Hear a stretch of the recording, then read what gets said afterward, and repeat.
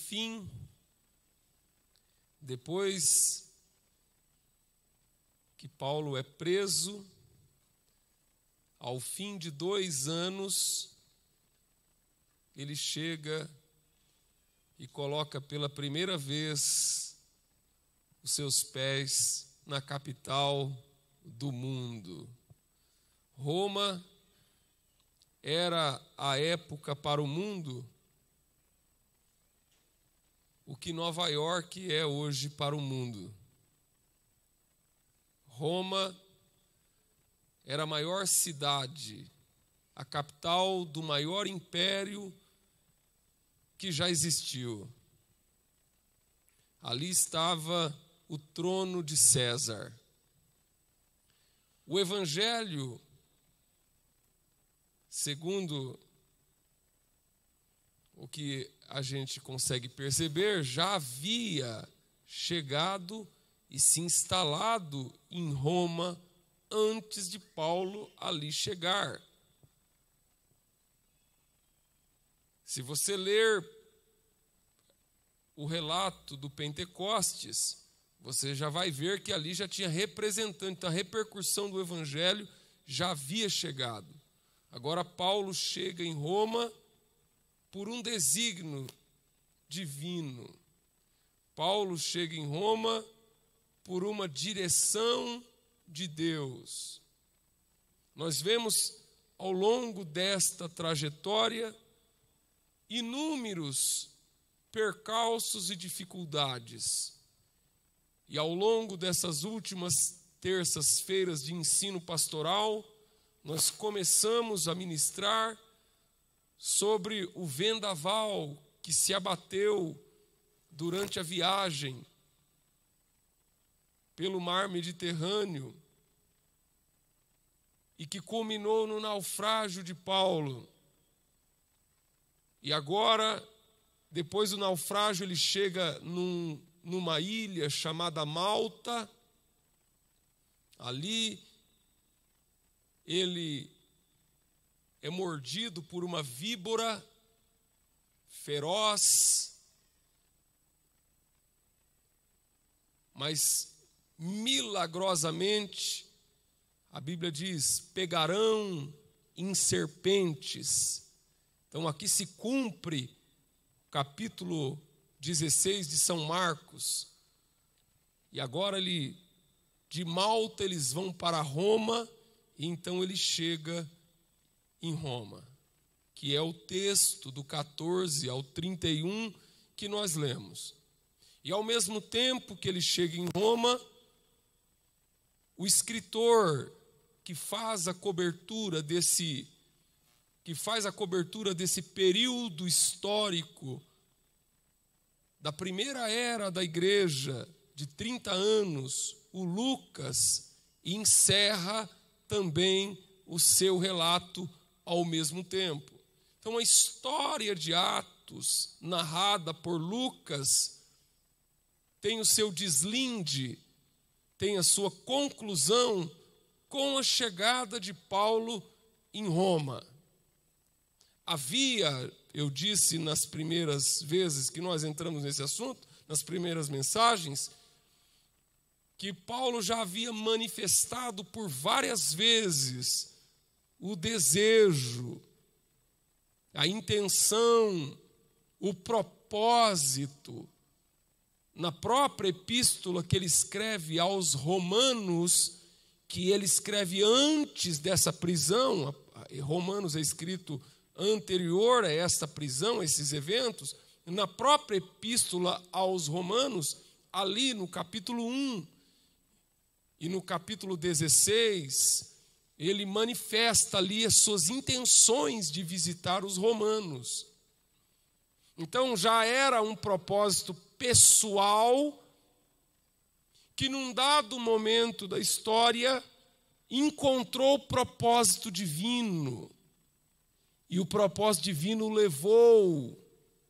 E agora ele chega no cerne do propósito de Deus, no ápice do propósito do Senhor, que é quando o livro de Atos tem o seu desfecho, sua conclusão.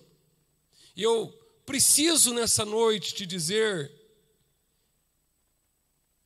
que, independente das circunstâncias e adversidades, o que Deus disse a teu respeito irá se cumprir. Aonde Deus designou para que você chegue, vai chegar, vai acontecer.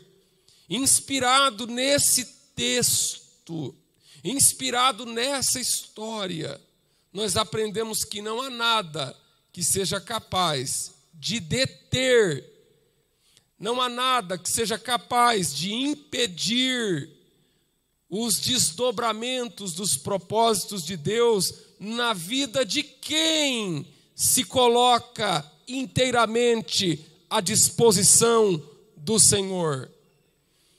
Quando Paulo entra pela principal estrada de Roma, é conhecida como Via Ápia, é a mais retilínea estrada de Roma, é a mais conhecida. Quando ele põe os seus pés na Via Ápia e adentra na mais famosa cidade do mundo, na mais poderosa, mais glamurosa, um centro que fervilhava, cosmopolita, um eixo de encontro do poder político, do poder econômico, do poder comercial, Roma, cidade de mármore. Quando ele entra ali pela primeira vez, eu vejo a operação de Deus. Então, ele chega ali como prisioneiro. Mas nas suas epístolas que ele escreve, ele não se declara em momento algum como prisioneiro de César, mas como prisioneiro de Cristo. Ele se autodeclara como embaixador em cadeias. Há muitos motivos para nós vermos um Paulo combalido. Há muitas razões, sobejam, pululam as razões para nós encontrarmos um Paulo cabisbaixo, deprimido, derrotado, um Paulo acachapado pelas circunstâncias, mas nós vemos um Paulo que se autodeclara embaixador em cadeias, incorporando na sua mente, na sua razão, na sua existência, que tudo aquilo está servindo para um propósito maior, que é testificar da pessoa de Cristo, ser testemunha de Jesus Cristo. A única exclusiva razão pelo qual aqui ele está não é outra, meus abnegados irmãos, senão ser uma testemunha viva do Senhor Jesus Cristo. Única coisa que importa, única coisa que é relevante, que leva em conta, é a sua vida como prisioneiro, mas como testemunha de Cristo. Louvado seja Deus. Glória ao nome do Senhor. Deus nessa noite é digno de ser louvado diante de uma palavra tão gloriosa. E aqui na capital do mundo, ele vai ser a testemunha de Cristo. Louvado seja Deus. Agora, nós não encontramos Paulo cabisbaixo, derrotado, deprimido. Nós não encontramos aqui uma vítima. Importante a maneira como que a fé é capaz de ressignificar os acontecimentos. Porque Paulo ele é preso pelo próprio povo. Pode-se dizer pela própria parentela. sofre prisões, humilhações, situações adversas, naufrágio, é atacado por uma víbora, mas quando ele chega em Roma, nós não encontramos uma vítima. Não encontramos uma vítima. Não encontramos um cara choramingando pelos cantos. Nós não encontramos alguém refém de uma situação. Eu preciso que você consiga ressignificar a sua circunstância. Nós precisamos aprender, nós precisamos debruçar diante desse relato monumental, inspirador. Porque muitas vezes qualquer coisinha é suficiente para nos demover. Qualquer coisinha é suficiente para estremecer as nossas bases. Qualquer coisinha é suficiente para nós vacilarmos na nossa fé. Qualquer coisinha é suficiente para nós ficarmos derrapando na curva. E eu encontro alguém aqui que não se coloca na condição de vítima, de coitado, de alguém subjugado pela circunstância. Alguém que sofre, sim, na própria pele as adversidades, mas consciente de que ele está vivendo um propósito de Deus. Irmãos, eu encontro alguém aqui que não está à busca de aplausos, de reconhecimento. Eu encontro alguém aqui que entra em Roma como prisioneiro, não atrás de reconhecimento, de fama, de ter o seu nome aclamado. Ele chega não como vítima de uma situação. Quando chegamos a Roma, Paulo recebeu a permissão para morar por sua própria conta, sob custódia de um soldado. É impressionante. Paulo recebe autorização para morar por sua própria conta. Onde será que Paulo arrumou haveres, dinheiro para poder pagar aluguel aqui? Onde será que Paulo conseguiu se manter aqui de cabeça erguida? Onde é que Paulo encontrou forças para manter-se com dignidade diante da circunstância? Agora perceba uma coisa, quando ele chega, ele é recebido, e ao receber a presença dos irmãos, ele sente uma alegria, ele sente um renovo. E ele é surpreendido por algo muito importante, porque quando os fatos alegados para a sua prisão, os judeus fizeram um verdadeiro inferno, um assassínio de reputação em torno da sua imagem. Paulo era tido como uma espécie de perturbador, ele que desestabilizava.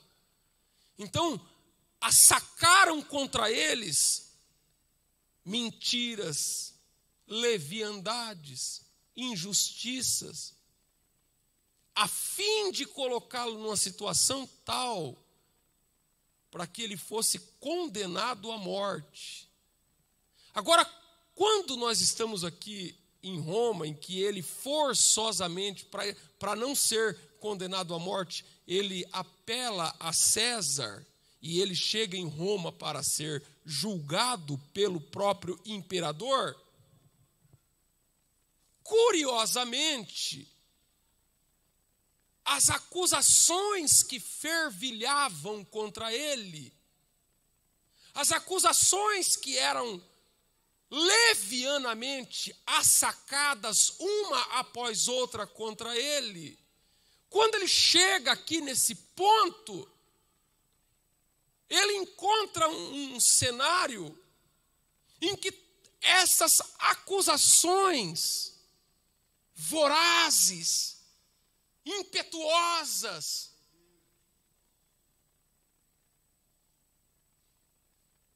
quando ele chega aqui nesse ponto, essas acusações elas já estão abrandadas, quase que inexistentes. Curiosamente, todo tumulto que se levantou em torno dele para tentar levá-lo a ser condenado à morte, quando ele chega aqui não tem mais nada disso. Quando ele chega aqui em Atos 28, os judeus que ali estão, tanto os convertidos quanto os da sinagoga, que ainda praticam o judaísmo raiz, conservador, nenhum deles sequer tem conhecimento de tudo o que foi aventado levianamente contra ele. Chega lá, não tem nada. Chega lá, toda a armação, toda aquele movimento conspiratório, quando chega lá em Roma, quando ele chega ali depois dessa viagem toda, de todo esse trabalho, de toda essa peleja, de tudo isso, quando chega lá, ele começa a dizer acerca do processo dele, as pessoas sequer têm conhecimento do que aconteceu. Então, o fato lá do começo, de Atos 23, que deu origem à sua prisão, aquelas acusações, quando chega no 28, que ele está em Roma, tudo aquilo do começo já praticamente desapareceu. E pelo jeito,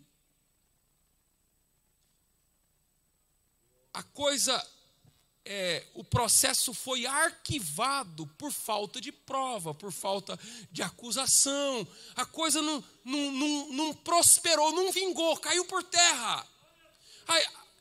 Aí é o seguinte, duas coisas eu preciso dizer acerca disso. A maior parte, esses dias eu estava lendo a memória do Winston Churchill, ainda estou lendo, e ele é um grande líder na época da Segunda Guerra Mundial, quando a Inglaterra estava sozinha enfrentando o nazismo de Hitler. Então, Winston Churchill era o primeiro-ministro da Inglaterra e ele sozinho estava enfrentando o poderio da Alemanha nazista que estava varrendo a Europa nos anos de 1939, 1940 até 1941. E o Churchill era o primeiro-ministro britânico. E ele tem uma frase lá no meio do livro que ele diz assim, que 95% das preocupações são com coisas que não vão acontecer. A maior parte das minhas preocupações eram com coisas que não aconteceram, por causa dos fatos, dos acontecimentos. Muitas coisas que hoje afligem a tua alma, com coisas que você imagina que vai acontecer, provavelmente não irão acontecer. Muitas coisas que às vezes nos tiram o sono, nos fazem sofrer, nos causam irritação, nos deixam para baixo. Muitas vezes até nos adoecem, muitas irritações que a gente tem. Talvez daqui 5 anos você vai olhar para trás e você vai ver que tudo aquilo não deu em nada. E que muitas vezes você se antecipou num processo de desgaste emocional, de desgaste espiritual, com briga, com coisas, lá na frente nem vai existir. Às vezes a gente faz uma perspectiva de algum tempo de preocupações, eu preciso fazer isso porque daqui a pouco vai acontecer tal coisa, e de repente aquilo que você imagina que vai acontecer ou conta como certo, não vai acontecer.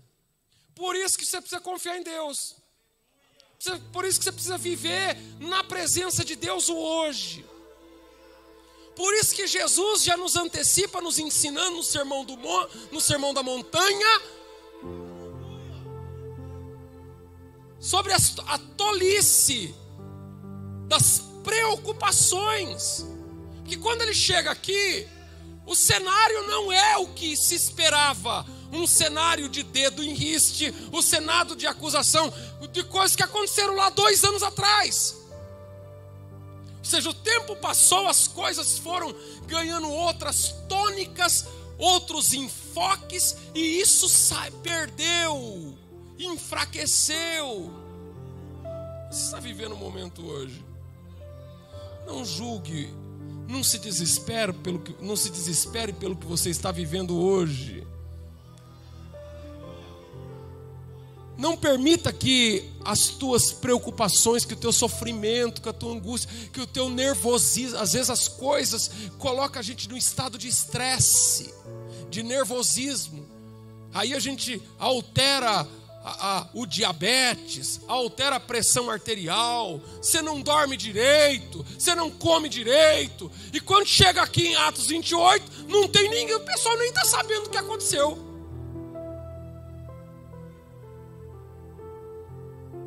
O pessoal nem está sabendo o que aconteceu, a coisa evaporou. Agora, enquanto eu estava meditando no texto ao longo do dia, ao longo da semana, eu perguntei para o Senhor, por que isso acontece?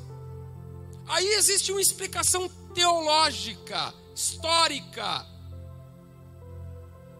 Tem uma explicação teológica, os eruditos, os comentaristas, eles apontam que a explicação histórica é o seguinte: o imperador Cláudio,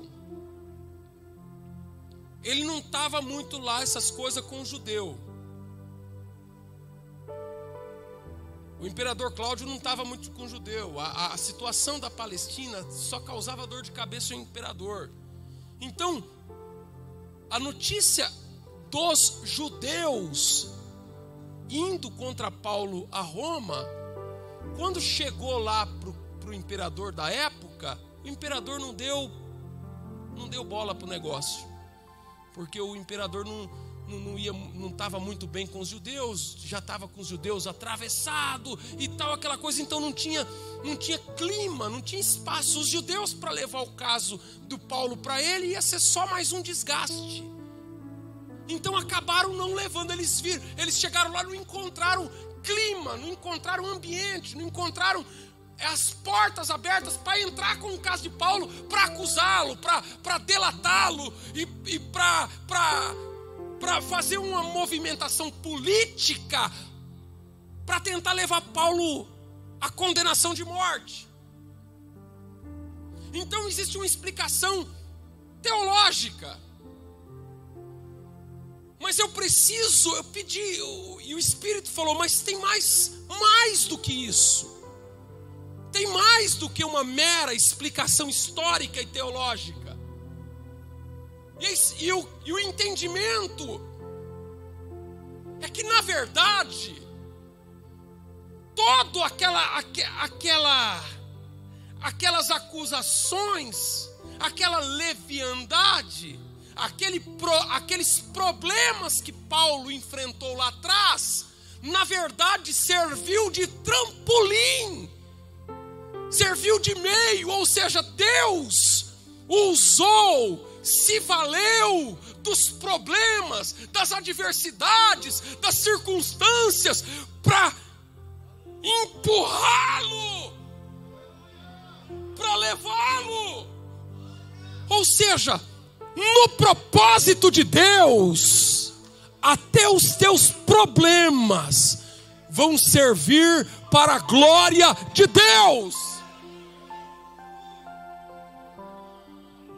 Os seus problemas, no propósito de Deus, até quem não gosta de você, no propósito de Deus, até quem fala mal de você, no propósito de Deus, até quem te acusa, que muitas vezes te faz ficar irritado, até essas pessoas que muitas vezes conspiram, falam mal, e aí você fica aflito, angustiado, querendo se defender, querendo se estribar nas suas próprias razões, e Deus está me dizendo nessa noite, para comunicar a você essa verdade: não se preocupa, meu irmão, porque até essas pessoas estão a serviço do propósito de Deus. Então existe uma explicação aqui, histórica, teológica, mas a verdade é que quando ele chega lá, aí ele vai dar uma explicação. Meus irmãos, embora eu não tenha feito nada contra o nosso povo, nem contra os costumes dos nossos antepassados, eu fui preso em Jerusalém, entregue aos romanos. Eles me interrogaram e queriam me soltar, porque eu não era culpado de crime algum que merecesse morte. Todavia, tendo os judeus feito objeção, fui obrigado a apelar a César. Não, porém, por ter alguma acusação contra o meu próprio povo. Por essa razão pedi para vê-los e conversar com vocês, por causa da esperança de Israel é que estou preso com algemas. E eles respondeu: não recebemos nenhuma carta da Judéia a seu respeito, e nenhum dos irmãos que vieram de lá relatou. Ou seja, a intentona, a investida para prejudicá-lo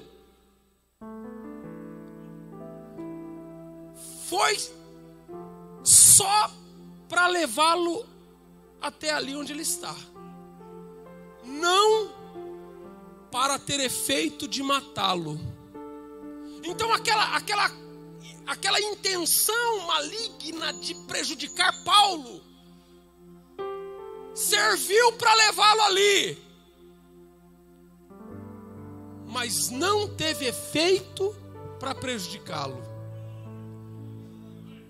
Glória a Deus. Bendito seja o nome do Senhor.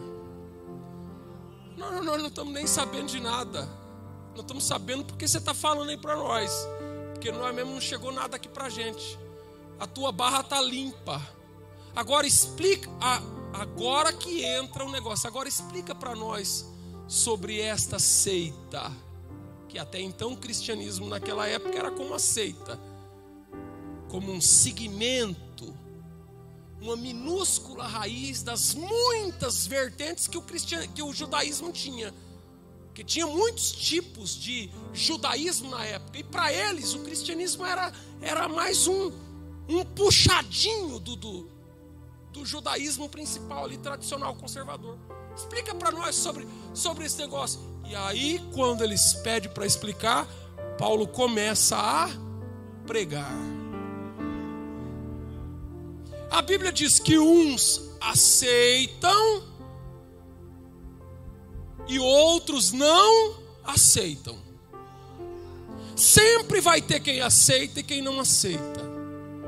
Mas diante da negativa dos que recusam, Paulo não se dá por vencido, mas diz assim: olha, eu já preguei para vocês, mas agora nós vamos pro gentios. Quando ele olha o não, ele vê que ali nos judeus não tem caminho, ele vai dizer: agora as portas se abrem para o mundo inteiro. Aleluia.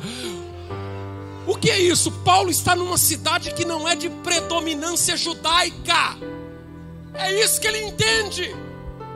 Porque Paulo, a primeira ação, a primeira medida dele é pregar para o judeu. Quando ele se vê diante da recusa em aceitar o evangelho pelo judeu, então a ficha cai. Que ele está na maior cidade do mundo, na maior cidade gentílica do mundo. E que então Deus o trouxe àquele lugar para que pudesse pregar o evangelho naquela cidade de 1 milhão de habitantes. E qual que é a ideia de pregar o evangelho em Roma, porque Roma é uma cidade cosmopolita, ou seja, ali em Roma irradia para todos os termos do mundo. Então, o livro de Atos, ele tem dois pilares. O pilar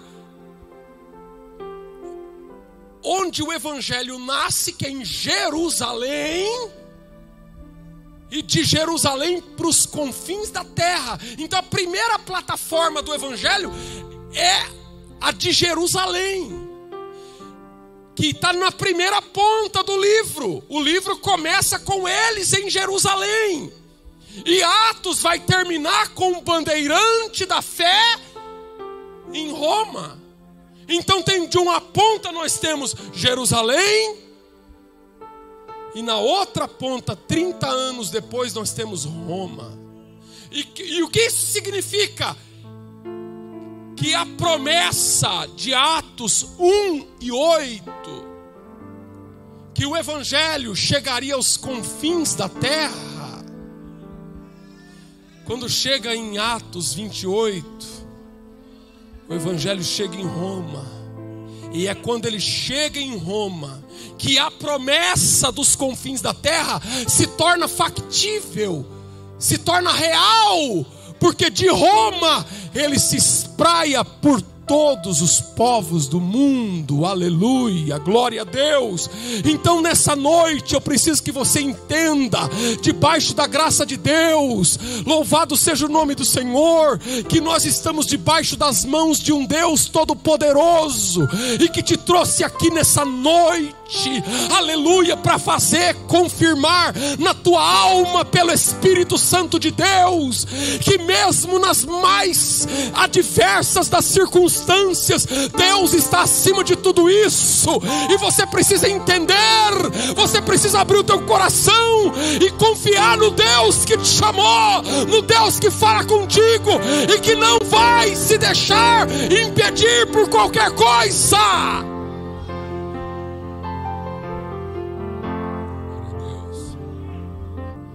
Então é assim que Lucas termina o livro. Por 2 anos inteiros, Paulo permaneceu na casa em que havia alugado. Por 2 anos inteiros, ele permaneceu na casa em que havia alugado. E recebia a todos quantos vinham ter com ele. Louvado seja Deus. Pregava. Que assim, ele estava preso com algemas e uma corrente o ligava a outro soldado. É a espécie da tornozeleira eletrônica dos dias de hoje. Hoje é eletrônica que usa, né? Se a pessoa sair de dentro de casa, ativa lá um controlador em algum lugar da Polícia Federal e a pessoa sabe que a pessoa saiu. Então o Paulo ficava preso em algema. Tinha um soldado que ficava com ele ali diuturnamente, revezando, e o soldado era preso com ele. É por isso que ele fala que ele é prisioneiro de Cristo, que ele também estava preso a Jesus.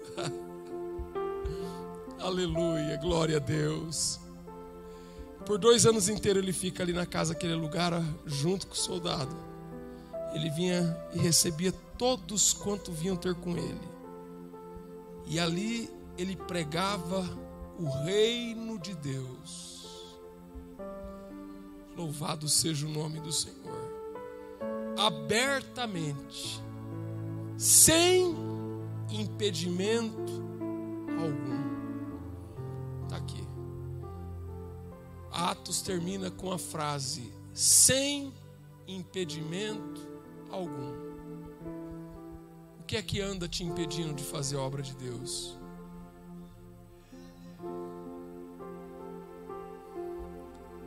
Paulo estava algemado, amarrado a um outro soldado por uma corrente. E eu pergunto para você, a Bíblia diz que mesmo assim, ele pregava o evangelho e anunciava o reino de Deus abertamente. Louvado seja Deus. E é dessa forma que a história é concluída, não com desfecho deprimente, não com desfecho agonizante, mas a história termina com Paulo preso, mas no propósito de Deus.